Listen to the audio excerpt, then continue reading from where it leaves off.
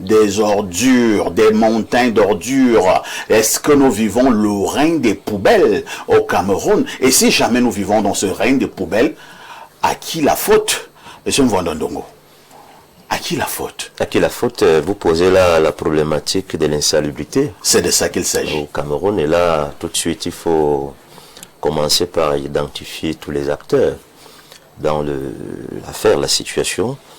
Nous avons le citoyen, nous avons les autorités, et lorsqu'on parle des autorités, il faut les catégoriser. Nous avons les autorités de circonscription locale, c'est-à-dire les mairies. Nous avons aussi le système qui a mis en place une structure qui est censée assainir les villes. Alors, par exemple, on prend, et je vous rappelle, il y a des accidents causés par soit les routes qui sont déjà occupées par ces immondices. Tout à fait. Plus la route se rétrécit. Voilà, plus les populations versent autres. Mais là n'est pas le problème. La situation de l'insalubrité, la problématique de l'insalubrité commence, je peux indexer le citoyen. Le citoyen n'est pas suffisamment éduqué, n'est pas suffisamment soucieux. C'est pourquoi vous allez voir quelqu'un, il y a parfois des bacs ordures, il vient avec sa brouette ou sa poubelle, le bac ordures est vide, et il suit les autres qui versent à même le sol. Le citoyen est déjà indexé. La mairie dans laquelle le citoyen se trouve est aussi responsable parce que lorsque la mairie ou le maire prend les rênes, le premier objectif, c'est d'assainir la ville. C'est pourquoi ce matin, par exemple, quand vous voyagez, vous allez vers Ayos. Il y a des villes quand même aussi. Ce n'est pas toutes les villes qui sont insalubres. Vous allez à Ayos, vous allez Bolova, vous allez quand même. Il y a ce phénomène qui est un peu réduit. Là, les mairies aussi, parfois, ne font pas leur travail. La collecte. Nous avons aussi les autorités, c'est-à-dire le système. Je crois qu'il y a dans ce pays une société, Isacam, qui n'est pas l'exclusivité d'une mairie, mais qui a pour vocation de couvrir toutes les circonscriptions nationales. Isacam aussi, vous allez voir, il y a des quartiers où le camion fait pratiquement un mois. Ça ne passe pas. Quand le camion a fait un mois, les bacs sont déjà remplis et puis ça se déverse et autres. Donc je crois que les responsabilités sont partagées. Il y a des citoyens, il y a les mairies, il y a le système. Et il y a aussi un autre phénomène, l'urbanisation très rapide.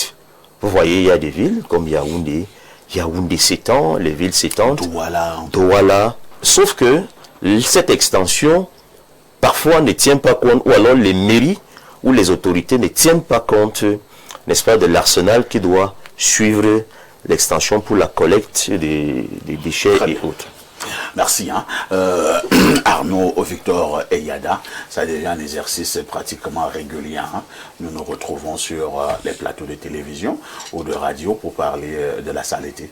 Parce que disons, le philosophe a des mots un peu savants, l'insalubrité. Moi, je parle de la saleté. Vous voyez un peu. Est-ce que ça fait beau que nous soyons encore là, toujours on dit que non, les poubelles, coupe les routes à Yaoundé, à Douala, les ordures, avec le lot de conséquences sur le plan sanitaire. C'est vrai que M. Mvondondongo disait tout à l'heure que les responsabilités sont partagées. Il n'a pas tort. Mais à un moment donné, est-ce qu'on ne devrait pas un peu plus indexer l'ordre gouvernant? Oui, puisque il y a un ordre gouvernant impérativement quand il y a un problème d'ordre social et public. Je pense que c'est le premier sur qui on devrait pointer un doigt inquisiteur, mais je pense également qu'il a bien commencé par le citoyen, parce qu'il y a aussi l'incivisme. On de peur encore d'être très mal compris. Le phénomène de poubelle existe depuis la nuit des temps. Vous recommencez là pour la procession. Il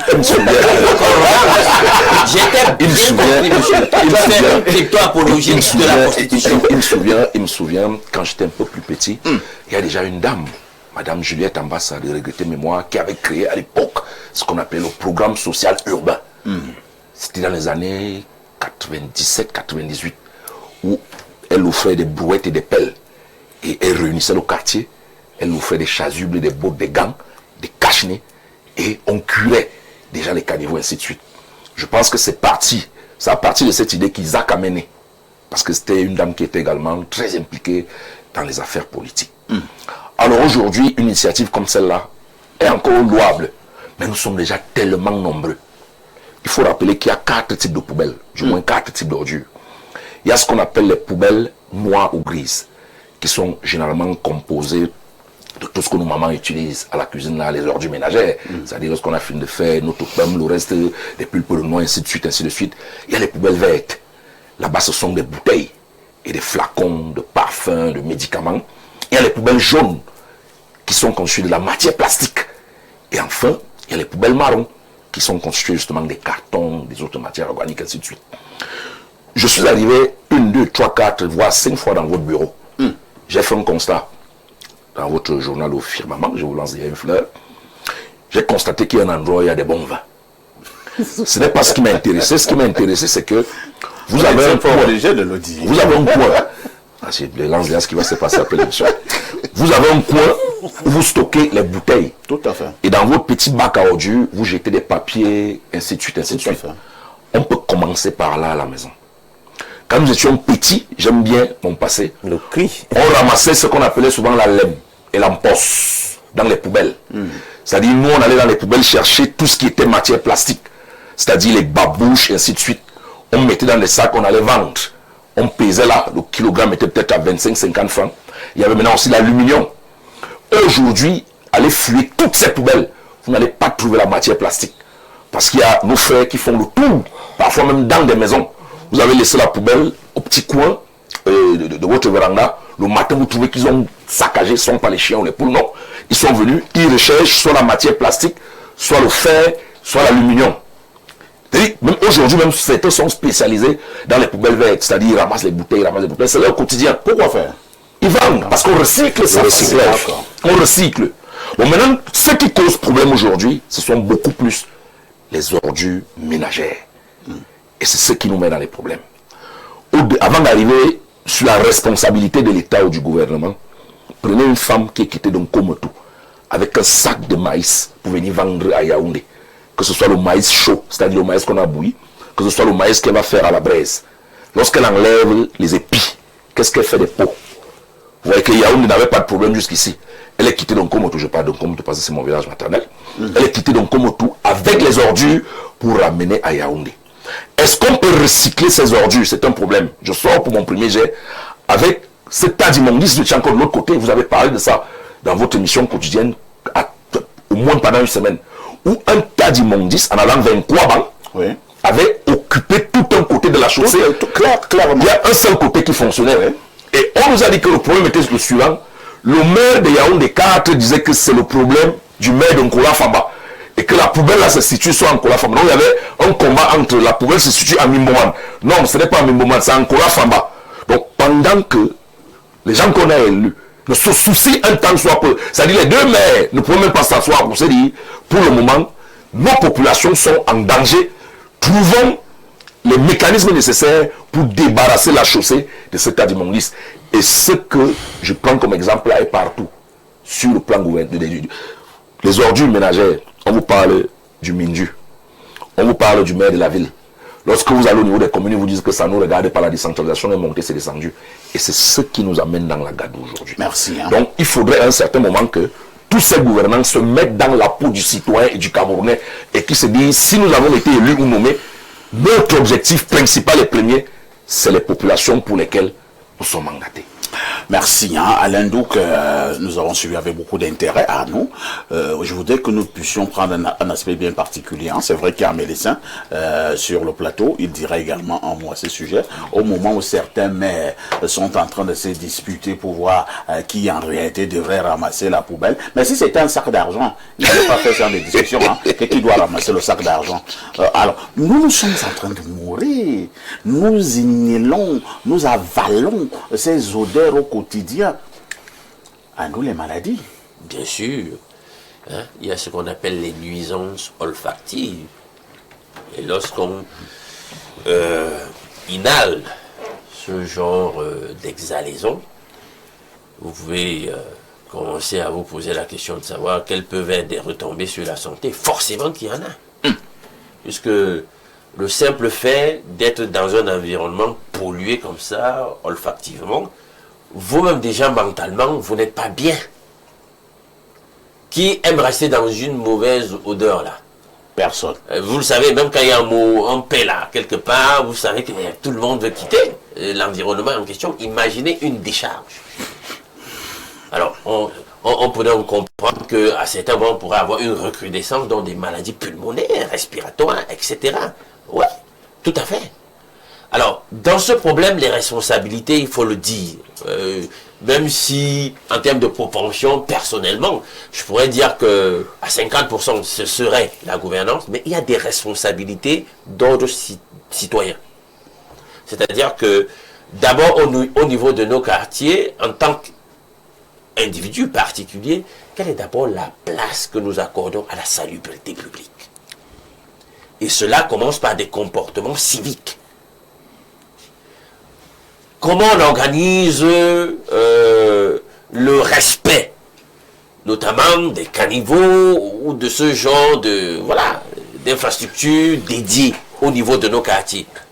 Vous savez que dans les quartiers parfaits, on profite parfois, dans certains de nos quartiers là, c'est quand il pleut que tout le monde sort avec sa poubelle, on balance, etc. Tout à fait. C'est incroyable. Et on en profite même souvent pour récurer même de la matière excrémentaire. C'est très grave. Dans certains quartiers. Quand vous parlez à certains niveaux là ou dans certaines zones de choléra, etc., essayez d'imaginer. Moi, je suis allé demander une maison à louer il y a une vingtaine d'années, il n'y avait pas de toilette. Et quand j'ai posé la question, monsieur, on fait comment? Il m'a dit qu'il y avait une rivière pas très loin d'ici. Parfait. Les difficultés. Dans les marchés, même chose.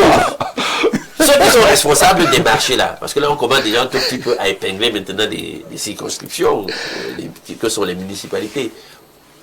Quelle est l'ingénierie de gestion des déchets et autres rebuts au niveau des marchés?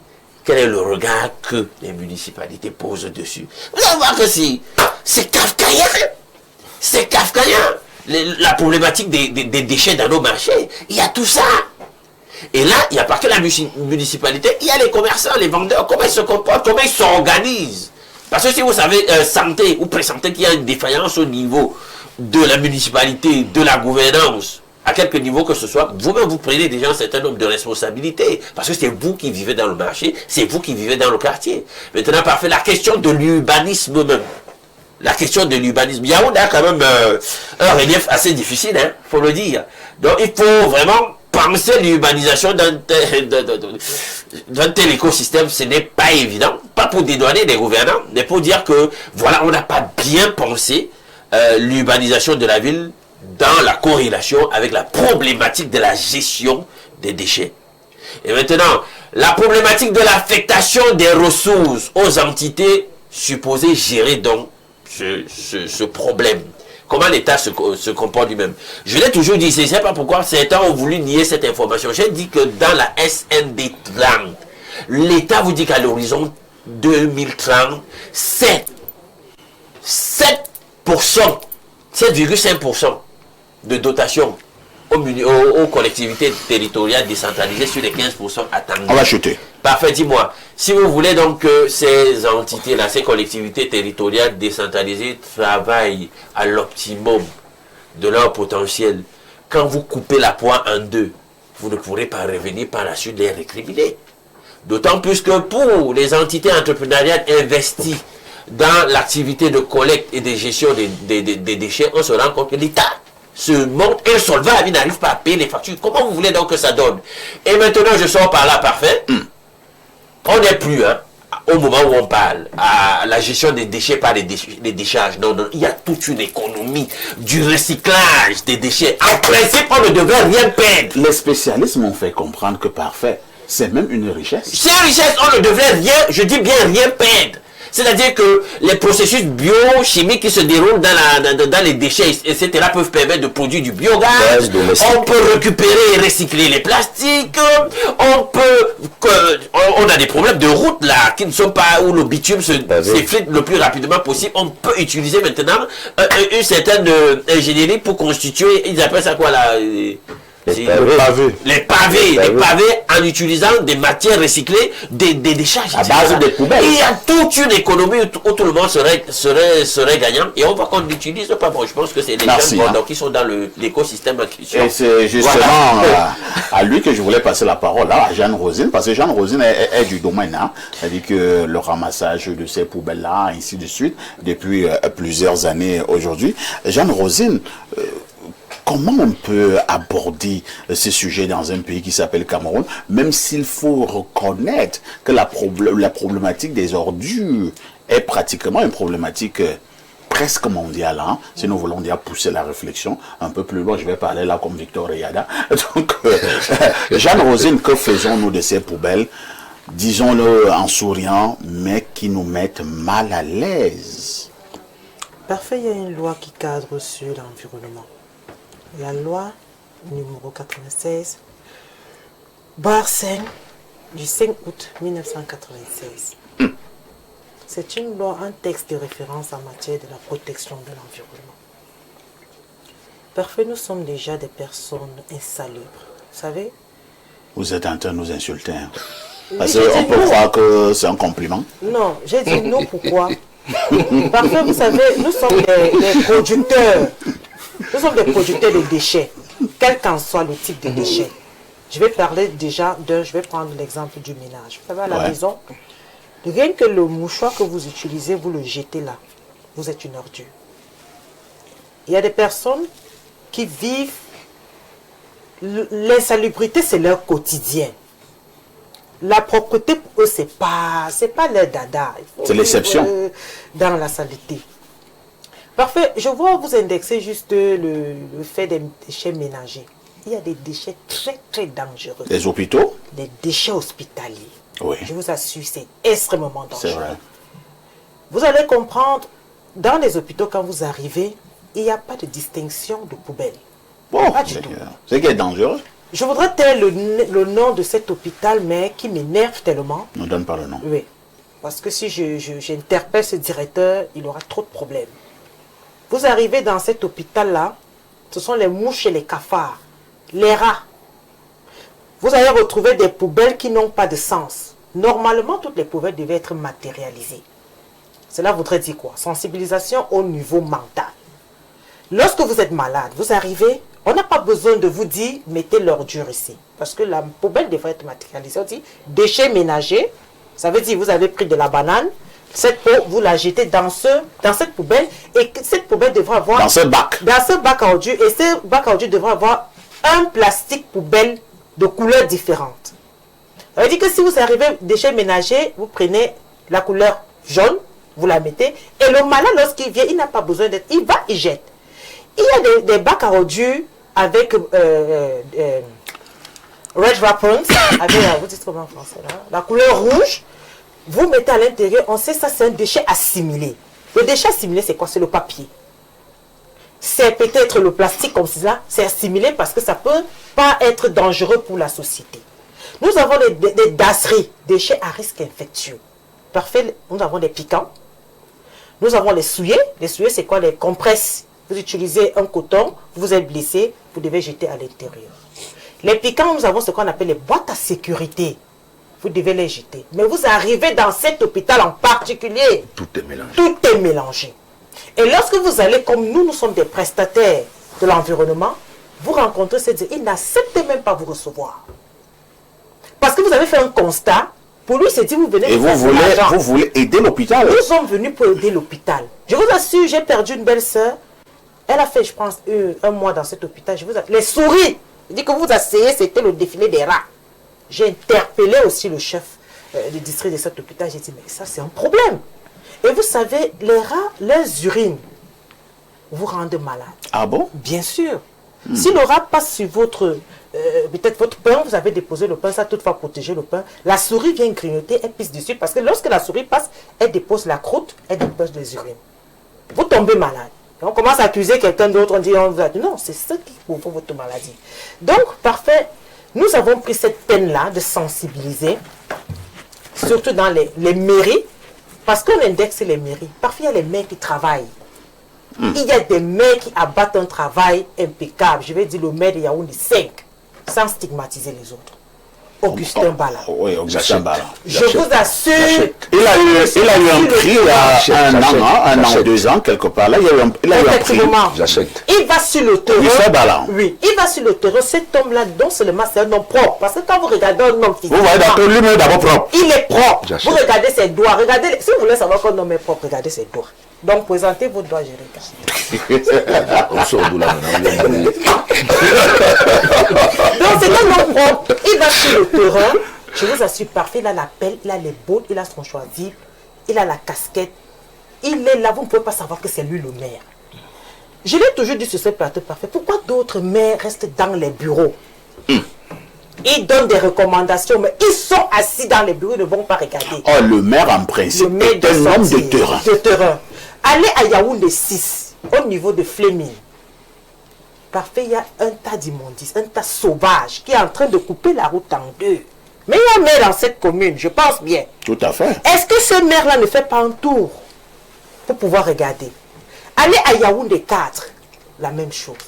Mais je vous assure, Yaoundé premier, où moi je suis domicilié. Le maire Abouna. Je vous assure, Yaoundé premier aussi, c'est un exemple.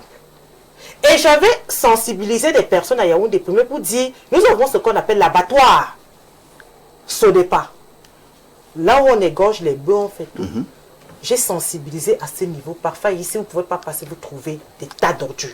Parce que je prends la peine le dimanche, je sors, je vois des petits gars, en fait, qui sont oisifs.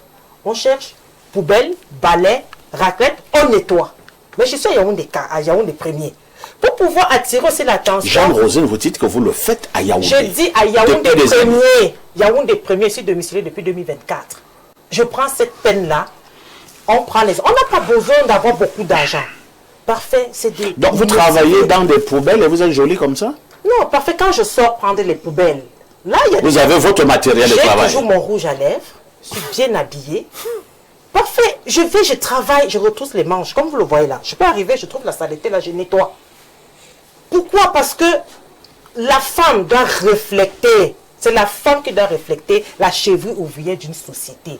La femme, ce n'est pas les ongles là, les faux cils, je ne sais pas quoi.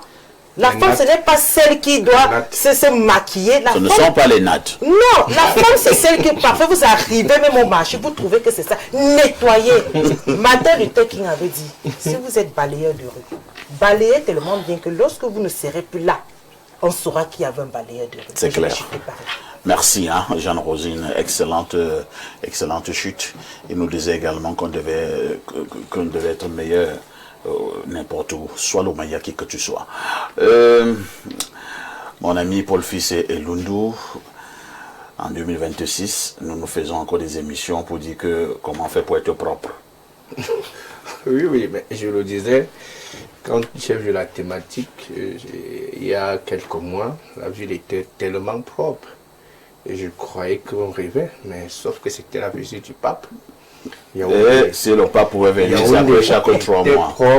Yaoundé était propre. Était propre et c'était éclairé, ça circulait bien, même au niveau des routes. Et le pape revient alors quand? Et directement, j'ai encore vu, quelques semaines plus tard, le ministre Atananji a distribué à ses autorités administratives les pelles, et tout les brouettes. Les brouettes et tout.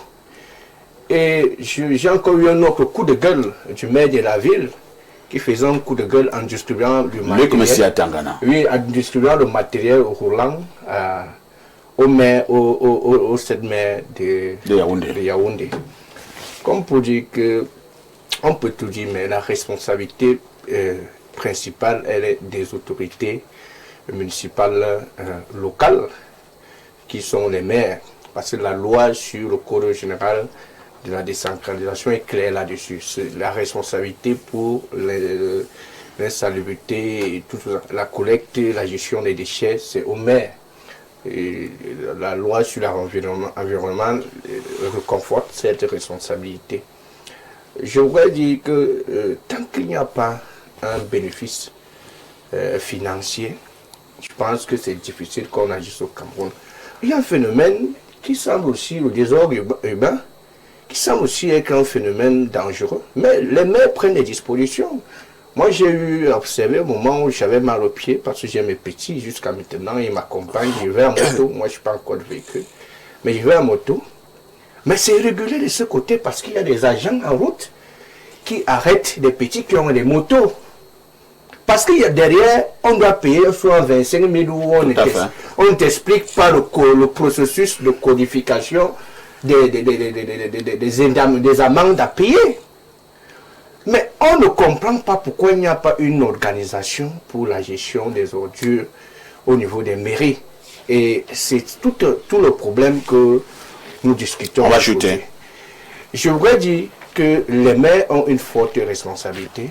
Et ces maires-là, on peut aussi dire au niveau de la gestion, il y a ce phénomène où on doit indexer l'État sur le stockage.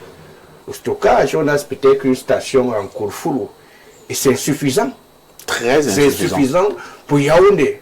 Ça veut dire qu'il n'y a pas une véritable planification dans ce secteur d'activité qui voudrait qu'on ait plusieurs stations de traitement de ces déchets. Merci. Et le gouvernement doit prendre à cœur ce phénomène et augmenter les financements et les infrastructures pour pouvoir prendre à bras le corps. Mais la responsabilité première revient aux magistrats municipaux. Docteur Yves Clément Lemeuf, puisque nous en parlons depuis des années et on a la nette impression que rien n'est fait, est-ce qu'il faut comprendre par là que l'ordre gouvernant a du mépris pour ces populations ou alors c'est juste une incompétence? Je pense que c'est une incompréhension. Incompréhension? Qu'ils n'arrivent pas à comprendre. Ah bon? Oui. Ils ne comprennent pas le français que nous donnons ici? Non, ils ne comprennent pas le mal qui est fait. Ils savent pas que ça donne des maladies, ça crée des accidents. Oui, et vous voyez même également quand ces agents de Isaac Amobien, il y a une autre société là. Quand il y a des camions bleus. Quand ils transportent même ces poubelles-là, ils ne couvrent pas. Et il y a une partie qui s'envole. Oui, c'est-à-dire que si vous êtes à bord d'un véhicule, bien vous êtes même à côté de la route, ça tombe sur vous. Ça tombe sur vous. Oui, les ordures qui s'envolent des camions. Oui, et quand ce camion passe également, vous recevez, n'est-ce pas, des fortes odeurs. Oui, très fortes odeurs. Qu'est-ce qui dégage là? Quelques secondes ou bien une minute même par là. Donc, je dis... bon, je ne sais pas ce qui regarde la gouvernance au niveau des mairies ou bien au niveau même des ministères. Il y a un problème. Il y a un problème et qui viendra résoudre ce problème parce qu'à tous les niveaux, chaque jour, des débats, des thématiques concernant justement la gouvernance dans notre pays. Oui. Donc, on croisait les bras et on se dit que seul Dieu peut nous sauver. Oui, parce qu'on n'a rien à dire, parce que c'est pas seulement... On n'a rien à dire. On ne comprend rien. On observe seulement. Oui, on ne comprend rien, il y a des débats, vraiment, c'est compliqué. C'est compliqué et parfois tu ne veux même pas dire un mot sur un sujet comme celui-ci, mais il faut quand même dire quelque chose. Donc, interpellons davantage, n'est-ce pas, les maires, les gouvernants, et parfois aussi les maires se plaignent qu'ils n'ont pas cette décentralisation dont on parle, hein, que l'argent n'arrive pas. Bon, maintenant, on essaie de vous évaluer un peu au niveau des marchés. Ils ont quoi comme ressources, n'est-ce pas, financières, oui, pour pouvoir, n'est-ce pas, carburer, n'est-ce pas, les véhicules, quand bien même ils ont des camions. Et comment payer, n'est-ce pas, les ouvriers et tout. Bon, Isaac Amossi qui se plaint là-bas qu'il y a des problèmes de paiement, même la nouvelle société et tout. Et tu les vois, les agents qui travaillent, n'est-ce pas, ils n'ont même pas de gants, ils ne sont pas équipés, oui. Ils sont exposés. Est-ce qu'ils ont le lait après? Donc tu restes, tu croises les bras. Donc ça fait pitié, ça fait mal au cœur. Tu dis, Dieu vient en aide. Cameroun, oui, que Dieu vienne en aide. Mais Dieu viendra... On va organiser des neuvaines. Hein. Oui, il faut vraiment les neuvaines. Il faut même également, vous les journalistes, organiser une journée, n'est-ce pas, uniquement pour prier. Hein, où ce sont les journalistes qui doivent prier. Non, parce que nous ne prions, on ne voit pas. Une mission comme celle-ci. On devra organiser une grande prière. Quand on arrive comme ça, là, on dit aujourd'hui, là, la prière. On fait, n'est-ce pas? Oui, 2 heures de prière. Espace miné. Et tout le monde entier va voir. Et il y aura le pape aussi. Tu vois. Merci. Notre télévision également va la faire. Et les radios également vont faire. Et ainsi de suite. Média prière. Oui, média prière. Alors bonjour, fils parfait. J'ai vu une femme camerounaise en train de vendre le maïs dans les rues de Paris. Oui, oui, oui. Il y a le quartier à Paris qu'on appelle Château Rouge. Il y a là-bas, on braise le maïs, les ça. Il y a le coq. Est-ce que ça se mange pas? J'ai mangé le poulet à Paris avec... Même pas seulement à Paris, partout.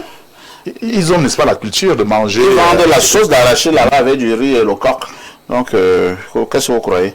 Un autre message ce matin. Bonjour, espace mining.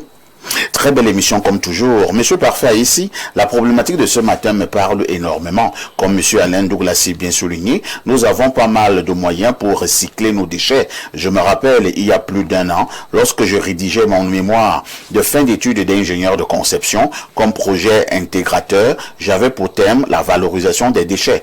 J'avais conçu un PFD, le procédé de valorisation en question, et mon encadreur m'avait fait comprendre que oui, on peut le présenter à Isaac car c'est un projet intéressant. Car c'est un projet donc intéressant. Alors, qu'est-ce qui s'est passé là? Oh là là.